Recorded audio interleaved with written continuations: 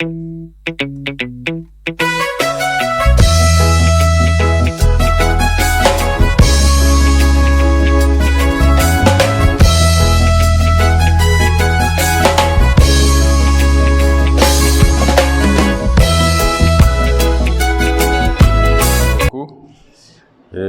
bonjour à tout le monde. Rendons grâce à Dieu ce matin pour le privilège que nous avons, en dépit de l'insécurité sociopolitique, l'insécurité sanitaire, de nous retrouver autour de sa parole. Bien entendu, notre sujet, c'est le serviteur fidèle. Et notre thème, les 9 traits caractéristiques du serviteur fidèle. Nous en avons examiné déjà 2. Donc ce matin, nous allons parler de la 3e caractéristique. Tout ça, nous le trouvons dans Romains 1, les versets 8 à 15, où Paul indique ces 9 traits caractéristiques du serviteur fidèle. Si vous vous souvenez, nous avons vu la première caractéristique, le premier trait caractéristique, le serviteur fidèle est reconnaissant. Ça, c'est au verset 8. Et nous avons dit que Paul était reconnaissant pour le passé, pour le présent et pour le futur. C'est-à-dire qu'il était reconnaissant pour ce que Dieu a fait, pour ce que Dieu fait et pour ce que Dieu fera. Et nous avons dit que quand nous sommes reconnaissants, nous ne serons ni négatifs ni jaloux. La 2e caractéristique, nous avons dit que le serviteur fidèle est plein de sollicitude. Ça, c'est au verset 9 et 10, c'est-à-dire la première partie du verset 10. Et nous avons dit que quand nous avons de la sollicitude, quand nous avons de l'amour, quand nous aimons les autres, qu'est-ce que nous faisons? Nous rendons témoignage. Nous annonçons l'évangile. Et annoncer l'évangile, c'est l'expression de notre amour. L'expression de notre amour pour Dieu, mais l'expression de notre amour pour notre prochain. Nous avons dit que quand nous sommes pleins de sollicitude, nous prions. Nous prions avec intensité, de façon profonde. Et cette prière est justement le baromètre de notre sollicitude. Et nous avons dit que quand nous sommes pleins de sollicitude, nous communions. Nous communions avec les autres. Encourager, exhorter les autres est l'expression de l'authenticité de notre sollicitude. Et nous avons dit que nous comprenons notre service. Et le service est un acte d'adoration. Et l'adoration est un acte de service. Donc ce matin, nous arrivons à notre 3e caractéristique. Le serviteur fidèle est disposé à faire la volonté de Dieu. Et nous le voyons au verset 10 de notre chapitre, c'est-à-dire la 2e partie du verset 10.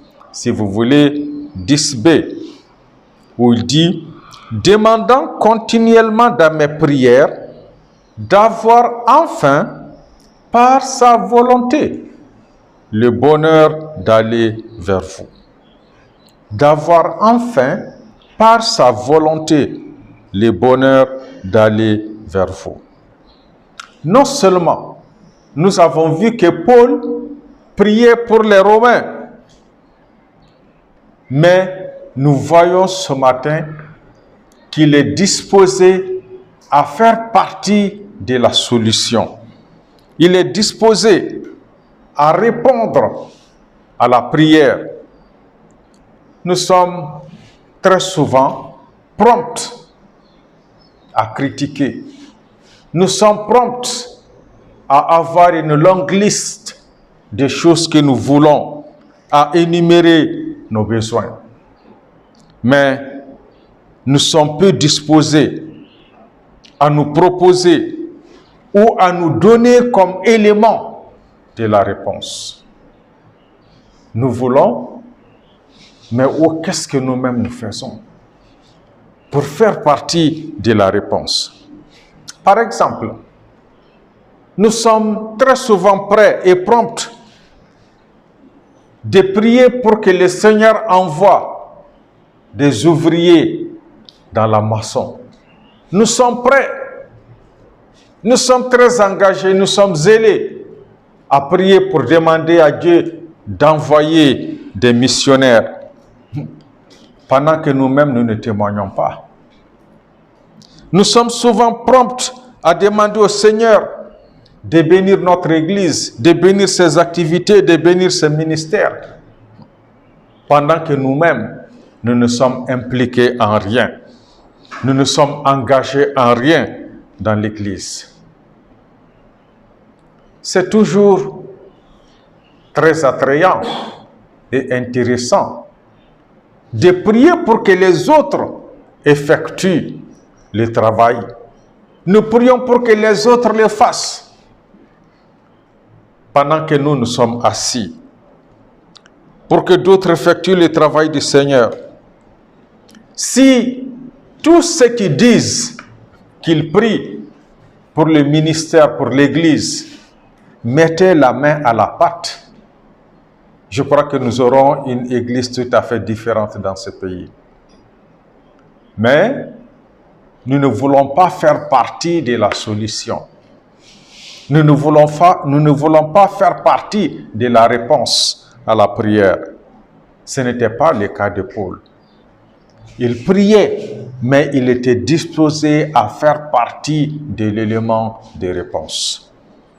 Donc vous pouvez faire l'œuvre du Seigneur, vous aussi, si vous êtes disposé à faire sa volonté. Et Paul agissait pour accomplir cette volonté du Seigneur. Et cela doit caractériser chacun d'entre nous. Nous devons chercher constamment à faire la volonté du Seigneur. Et la volonté de Dieu est un thème fondamental dans l'enseignement de Jésus. Luc 7, le verset 30. Acte 2, le verset 23. Acte 4, le verset 28.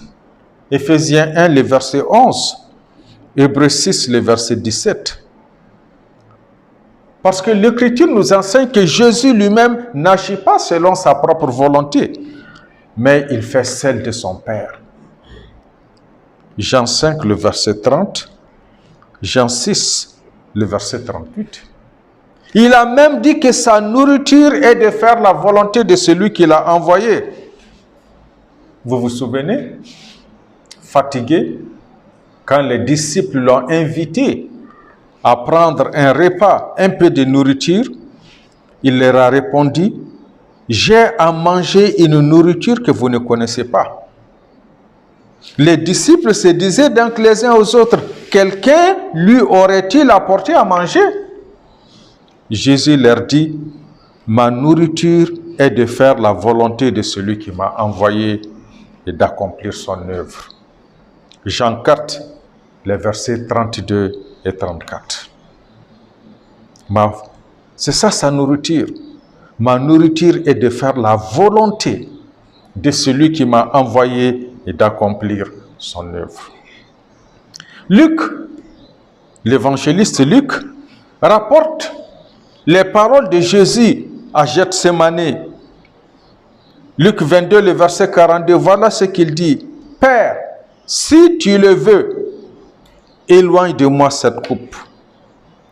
Toutefois, que ce ne soit pas ma volonté, mais la tienne qui soit faite. Faire la volonté de son Père, c'était sa nourriture. Et nous savons aussi que la joie de Jésus, c'était d'accomplir la seule volonté du Père. C'est cette volonté qui dictait le moindre de ses mouvements. Jean 5, 30, Jean 6, 38. Jean 8, 28. Et nous sommes invités à suivre ce parfait modèle, à l'imiter pour plaire à notre Dieu et Père. Très souvent, c'est la réalisation de notre propre volonté, la recherche de notre propre intérêt qui entrave le travail diligent et important que nous devons faire pour le Seigneur. Jésus n'a jamais cessé de chercher la volonté et la gloire de celui qu'il avait envoyé. Parce que l'obéissance à son Père dirigeait tous ses pas et était la démonstration d'un renoncement total. Jean 11, les versets 4 à 9. Et quand nous voyons ou quand nous examinons la vie de Jésus, nous pouvons voir que dans son abaissement volontaire, qu'est-ce qu'il a fait? Il a pris une forme d'homme. La condition d'un esclave. Il a expérimenté la mort ignominieuse des malfaiteurs sur une croix. C'est un modèle d'obéissance. Un modèle pas seulement d'amour, mais d'obéissance à la volonté de Dieu. Donc, en contemplant Christ, qui nous a laissé un modèle, afin que nous puissions suivre ses pas, on peut apprendre de lui, en particulier sur le plan de sa dépendance ou de la dépendance à son Père, sur le plan de l'obéissance. 1 Pierre 2, le verset 21. Matthieu 11, 29 à 30. Donc nous avons dit, premièrement, la volonté de Dieu est un thème fondamental de l'enseignement de Jésus. Deuxièmement, dans les actes des apôtres, les apôtres nous disent que c'est conformément à la volonté de Dieu que Jésus a été crucifié. Acte 2, 23, Acte 4, 28. Et nous lisons dans Hébreux 10, les versets 5 à 10, qui nous dit que l'accomplissement de la volonté de Dieu a aboli une fois pour toutes les sacrifices offerts selon la loi. Donc quand Jésus accomplissait cette volonté de Dieu sur la croix, il abolissait les sacrifices qui étaient exigés, qui étaient requis par la loi. Donc Jésus a fait la volonté de son Père, mais il a aussi enseigné à obéir à la volonté de son Père. Vous vous souvenez que le sermon sur la montagne se termine sur un avertissement. L'avertissement selon lequel seul celui qui fait la volonté de son Père entrera dans le royaume des cieux. Matthieu 7, le verset 21. Faire la volonté de Dieu. Donc nous voyons cela dans les actes des apôtres. Troisièmement, dans les épîtres, nous voyons que Paul se présente toujours, ou plusieurs fois quand même, comme étant apôtre de Jésus-Christ, et il ajoute quelque chose de très important, par la volonté de Dieu. Apôtre de Jésus-Christ par la volonté de Dieu. 1 Corinthiens 1, le verset 1, 2 Corinthiens 1, le verset 1, Éphésiens 1, 1 Colossiens 1, 1, 2 Timothée 1, 1. Il le dit toujours, à maintes reprises, il est apôtre par la volonté de Dieu. Parce que Paul considérait son ministère comme un prolongement de l'activité de Jésus. Et c'est ce que nous devons faire. Notre ministère, nos activités doivent être vues comme un prolongement de ce que Jésus a fait. Et c'est ça l'essence de la piété. Et c'est pour cette raison que Paul voulait annoncer tout le conseil de Dieu. En réalité, tout le conseil de Dieu, c'est toute la volonté de Dieu. C'est ce qui lui a été communiqué par Dieu. Acte 20, 27. Acte 22, le verset 14. Donc, notre verset ce matin ouvre une fenêtre assez intéressante sur la manière dont Paul s'y prenait. Qu'est-ce que Paul faisait pour connaître, pour discerner la volonté de Dieu pour sa vie? Et certainement, nous nous posons nous-mêmes la question chaque fois. Comment est-ce que je peux discerner la volonté de Dieu pour ma vie? En lisant Paul, nous n'avons pas l'impression que c'est quelqu'un qui a été téléguidé. Au contraire, nous voyons à plusieurs reprises dans sa vie qu'il faisait des choses ordinaires. Avant d'arriver à un processus, avant d'arriver, n'est-ce pas, à la décision, il y avait tout un processus. Il faisait quelque chose d'ordinaire. Qu'est-ce qu'il faisait pour connaître la volonté de Dieu? Il priait, la prière, chapitre 1, le verset 10.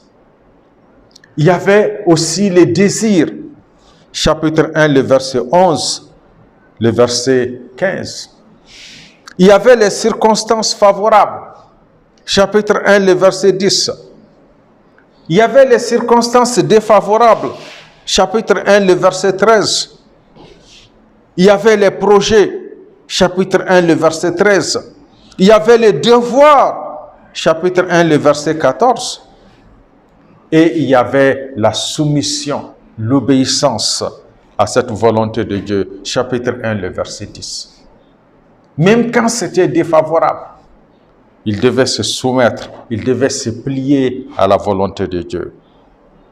Et Paul dit d'avoir enfin, par sa volonté, le bonheur d'aller vers vous. Je disais qu'il a pendant longtemps nourri ce projet d'aller voir les Romains, mais il attendait l'occasion favorable pour que la volonté de Dieu puisse s'accomplir dans sa vie. Il demande à Dieu de disposer toutes choses. Il attendait que cela se passe. Il attendait les temps favorables pour qu'il puisse visiter les Romains. Il a demandé la faveur de Dieu. Il a demandé sa direction.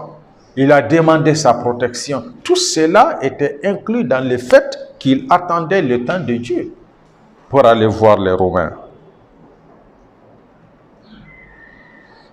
D'avoir enfin par sa volonté. Est-ce que nous recherchons la volonté de Dieu? Pour le rechercher la volonté de Dieu, même dans ce que nous pouvons considérer comme petit, comme mineur, dans les petites choses comme dans les grandes. Laissez-moi vous dire une chose ce matin. Vous ne pouvez pas discerner la volonté de Dieu dans les grandes choses si vous n'avez pas appris à discerner sa volonté dans les petites. C'est quand vous apprenez à discerner sa volonté dans les petites choses que sa volonté dans les grandes choses pourrait être évidente pour chacun de vous.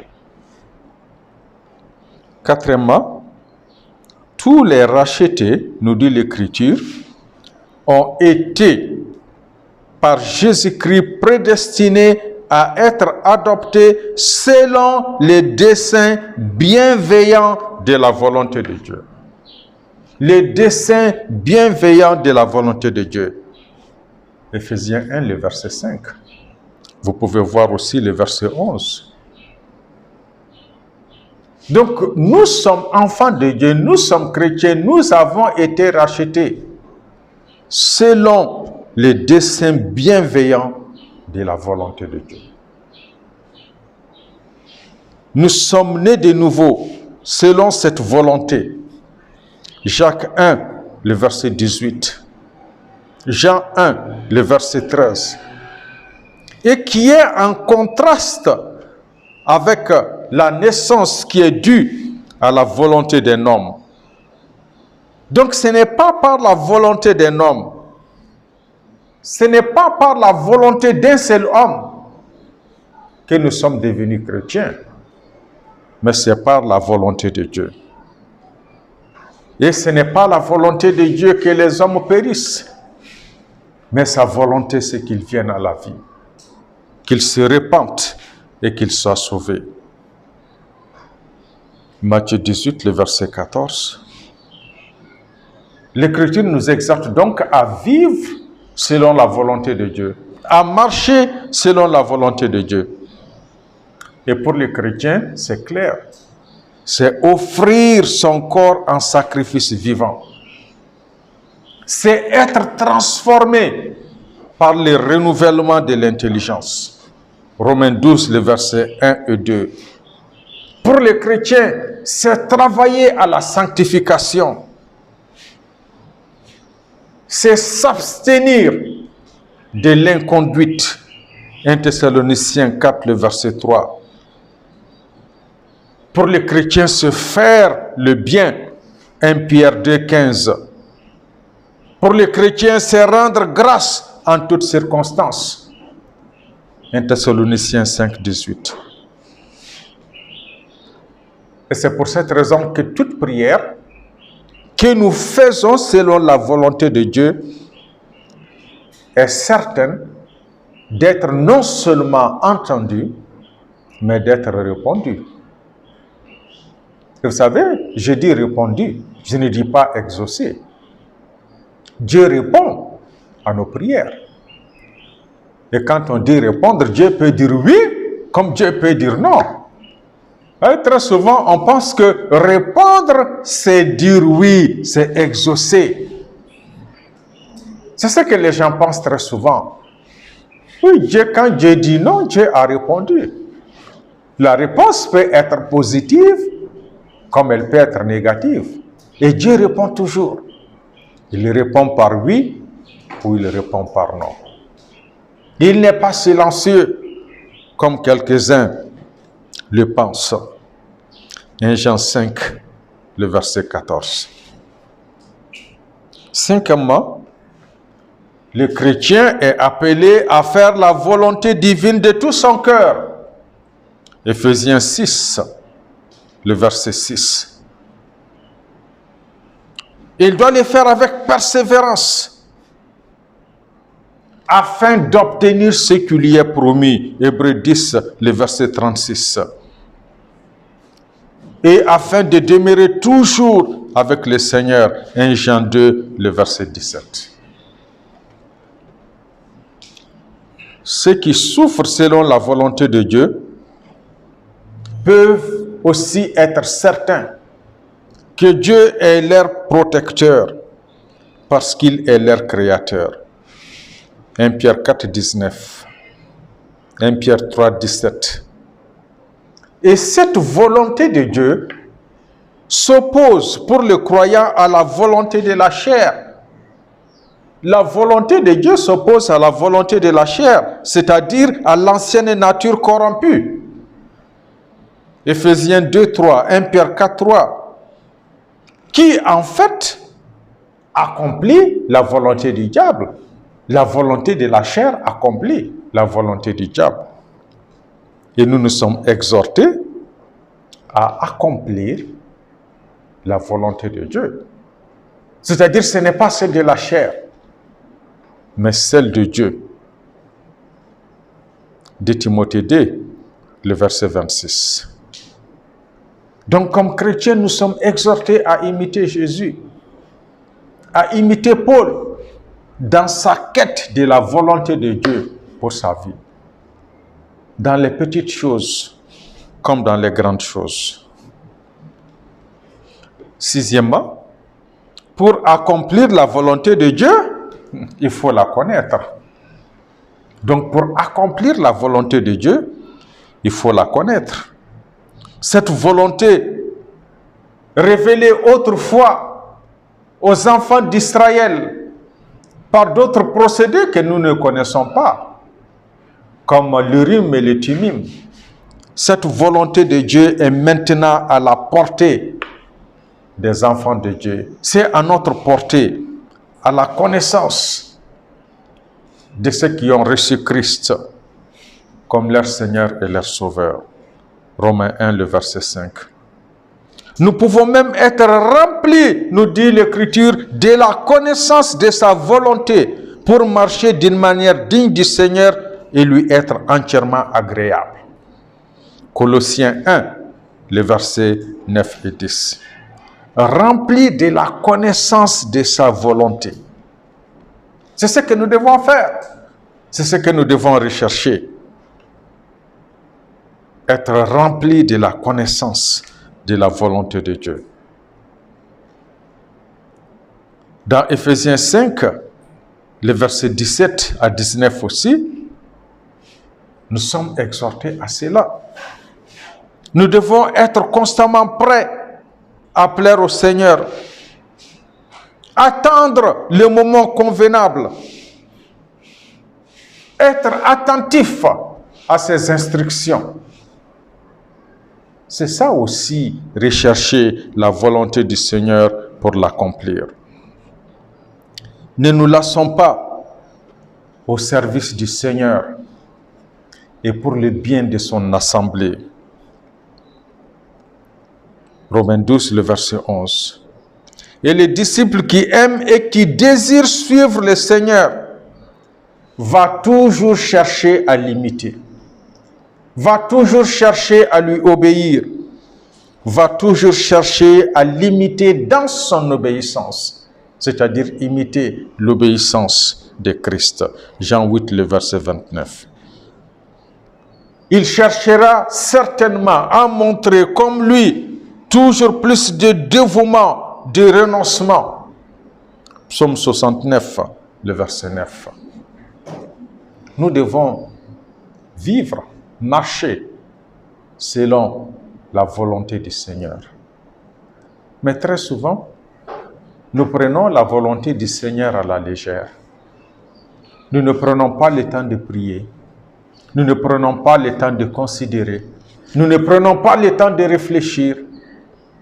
Paul voulait aller à Rome pendant longtemps, mais il attendait la volonté du Seigneur pour pouvoir accomplir ce voyage périlleux, difficile. Il aimait le Seigneur et c'est pour ça qu'il voulait marcher selon la volonté, dépendre, obéir au Seigneur. Qu'est-ce que nous pouvons dire ce matin en conclusion? Je pense qu'il y a toujours un danger de confondre notre propre volonté, celle de la chair, avec ses convoitises, son orgueil, de la confondre avec la volonté de Dieu. Ça nous arrive de prendre notre volonté pour la volonté de Dieu. Pour y arriver, c'est un exercice long. Il est nécessaire d'apprendre à discerner notre volonté de la volonté du Seigneur. Notre volonté peut être la volonté du Seigneur, mais ce n'est pas toujours le cas.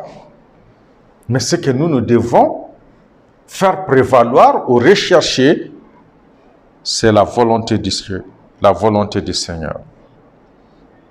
Et nous devons dire, comme Jésus l'a dit, que ta volonté soit faite. Imaginez-vous, l'homme le plus parfait sur la terre, Jésus, a dit que ta volonté soit faite.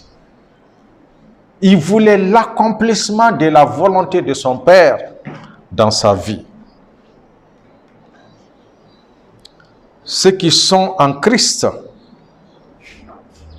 ont crucifié la chair au moment de leur conversion. Ils se sont soumis par la foi à la sentence de mort portée sur leur nature. Et ils sont appelés à en juger les manifestations, les passions et les convoitises. Parce que désormais un autre pouvoir agit en nous. C'est le Saint-Esprit qui nous fait vivre et qui fait marcher chaque enfant de Dieu. C'est pour cette raison que nous pouvons discerner la volonté de Dieu. Il s'oppose à la chair et conduit chacun de nous, c'est-à-dire les racheter, sur le chemin qui honore Dieu.